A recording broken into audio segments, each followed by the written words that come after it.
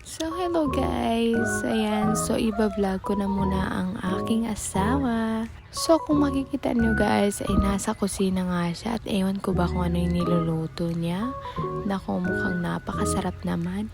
At sobrang nakakatakam sa paningin. And ayan, shoutout pala kay Kuya Radzi. So, ayan, nung nakatapos nga sila magluto, syempre, magpapapawis muna yan sila. Matagal-tagal na rin kasing walang exercise ang aking Diyosawa.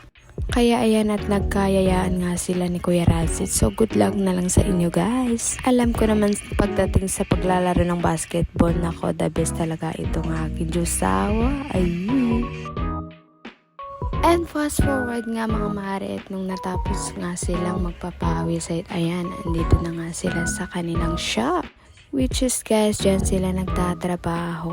At di ko nga sure kung anong ginagawa nila dito. So tamang video-video nga lang, no? So since di naman sa akin tong video guys, dahil nakasave nga lang ito sa phone na pinadala niya, so iba-vlog na lang natin. Dahil nakatambak lang naman ito sa gallery. At least maishishare ko sa inyo guys ang trabaho ng aking asawa. At sa video na to mga mare, ayan, ipapakita ko sa inyo ang trabaho ng aking asawa. Kaya ayan mga mare, hulaan nyo nga kung anong trabaho ng aking Diyosawa.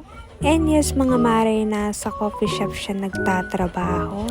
Karamihan naman sa ating mga Pilipino mga mare ay wala nang choice kundi mang ibang bansa. Dahil yun lang talaga ang paraang mga mare para makaahon sa buhay. And that's it for today's video mga mare.